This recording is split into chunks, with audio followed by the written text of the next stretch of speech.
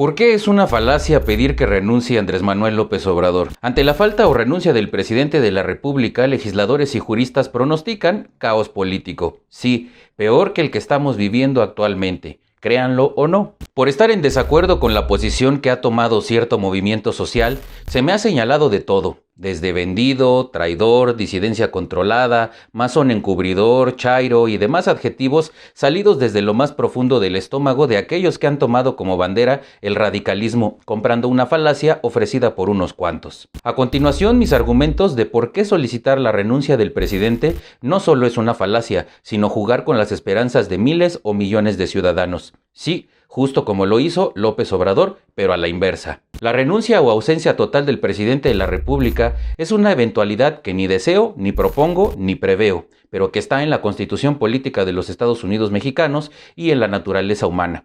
Por lo que comprendo que los ánimos estén encendidos y que cayendo en la desesperación haya muchos ciudadanos que ante las atrocidades y barbaridades del gobierno actual vean como única posible solución la renuncia del presidente, sin tomar en cuenta que están cayendo justo en lo que tanto critican, actuar con las entrañas y no con la razón. ¿Qué sucedería si renuncia el presidente? Conforme al artículo 86 de nuestra Constitución, el cargo del presidente de la República solo es renunciable por causa grave, que calificará el Congreso de la Unión ante el que se presentará la renuncia. Empezando por aquí, la mayoría en el Congreso es morenista. ¿Ustedes creen que lo califique como causa grave? Luego, la solicitud de renuncia tendría que hacerla el presidente. Es un acto personalísimo. Conociendo la personalidad y los posibles problemas mentales que tiene el actual jefe del Ejecutivo, ¿de verdad creen que por su propio pie va a decidir renunciar solo porque los opositores, fifís, conservadores, neoliberales, así lo queremos? Se necesita ser muy inocente para creerlo. Los delitos graves se contemplan en el artículo 194 del Código Federal de Procedimientos Penales en su capítulo 1, inciso 2.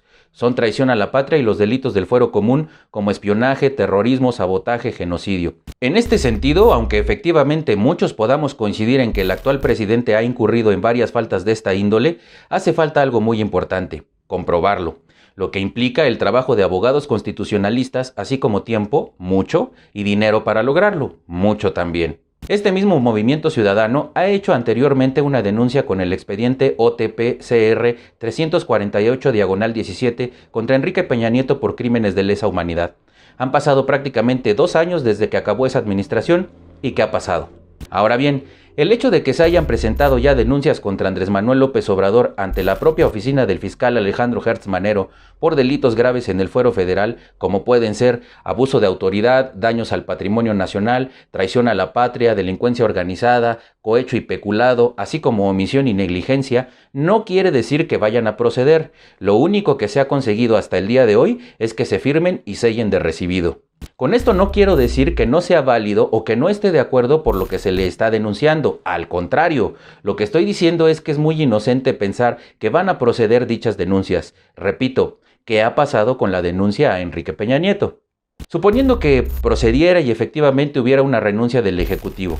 Veamos lo siguiente. El artículo 84 establece los diferentes casos en que la falta absoluta del primer mandatario advierte qué tipo de presidente habrá: interino, provisional o sustituto, de acuerdo a que esté en sesión el pleno de las cámaras o que sea la comisión permanente y que pueda ser en los primeros 2 o en los últimos 4 años de gobierno. En caso de que esta ocurriera en los 2 primeros años del periodo respectivo, como es el caso actual, si el Congreso estuviera en sesión, se constituiría inmediatamente en colegio electoral y concurriendo cuando menos las 2/3 partes de los miembros. Nombrará en escrutinio y por mayoría absoluta de votos a un presidente interino. El mismo Congreso expedirá dentro de los días siguientes a la designación del presidente interino la convocatoria para elección del presidente que deba concluir el periodo respectivo, debiendo mediar entre la fecha de la convocatoria y la que se señale para la verificación de las elecciones y un plazo no menor de 14 meses ni mayor de 18.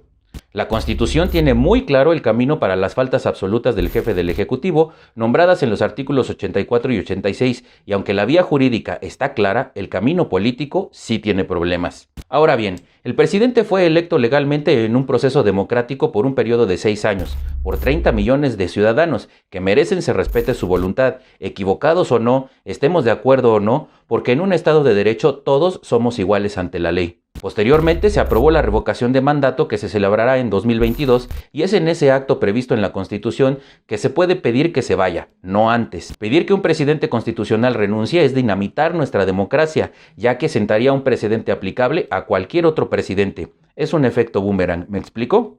El presidente protesta. Guardar y hacer guardar la Constitución política de los Estados Unidos mexicanos y las leyes que de ella emanen y mirar en todo por el bien y prosperidad de la Unión. Eso se lo debemos demandar por las vías previstas en nuestras normas. Podemos manifestarnos y exigir que lo haga, pero no que renuncie. También dice la protesta, si así no lo hiciere, que la nación me lo demande. Pues demandemos, pero en el marco de la ley. ¿Cómo? Votando en 2021 a favor de candidatos comunes de oposición y en 2022 por la revocación de mandato. Eso es lo que en derecho podemos hacer, además de hacer efectivo nuestro derecho a manifestarnos, como ha sucedido. Por otro lado, me parece que tienen razón cuando argumentan que hay que actuar de inmediato porque la velocidad que lleva esta administración para desmantelar a las instituciones tiene como objetivo tener el control total de las mismas para realizar fraude electoral en 2021 si lo consideran necesario, y entonces ya nada podría hacerse. El daño que cada día causan con sus ocurrencias a la economía de los mexicanos será cada día más profundo y difícil de reparar. Lo entiendo. Ahí está el dilema. Finalmente, el derecho a manifestarse y a exigir lo que la Constitución faculta no solamente es respetable, sino admirable. Me parece que la aventura es valiente y loable, pero aventura a fin de cuentas. Si no prospera la renuncia de López Obrador, como estoy seguro que va a suceder, entonces queda esperar dos momentos: las elecciones de 2021 y la revocación de mandato prevista para 2022. Por supuesto, esperar que se den con condiciones democráticas. Por las elecciones de 2021, aunque los partidos políticos de oposición no se sienten en el ámbito federal, me parece que la historia es diferente en los estados de manera local.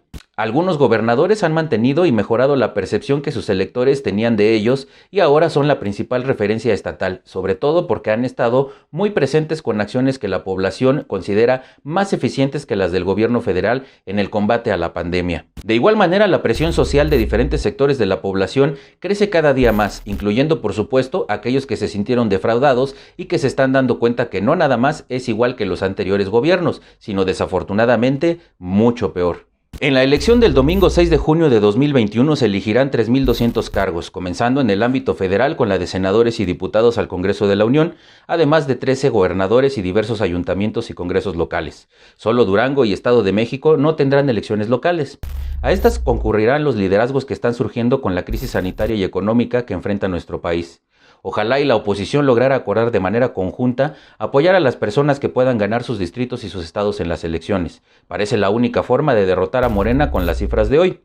Faltará ver cómo se mueven con la crisis económica que ya está golpeando a la mayoría de la población. Y para 2022, si la sociedad continúa como parece con su demanda de que se vaya López Obrador, podrá hacerla efectiva en las urnas, siempre y cuando el presidente no haya vulnerado la imparcialidad del organismo electoral ciudadano que se ve amenazado desde hoy y que alienta la demanda de urgencia de los ciudadanos. La pregunta es, ¿qué resulta más dañino?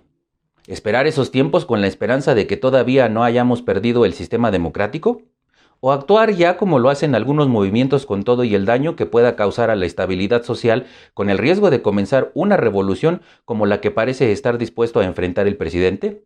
No descalifico ni minimizo los esfuerzos de nadie. Lo único que digo es que debemos ser realistas y no comprar ilusiones. La decepción va a ser muy grande y puede llevar a la apatía para participar en manifestaciones más sensatas. Sigamos manifestando nuestro descontento, nuestro rechazo a las medidas autoritarias de este gobierno. Sigamos proponiendo posibles soluciones.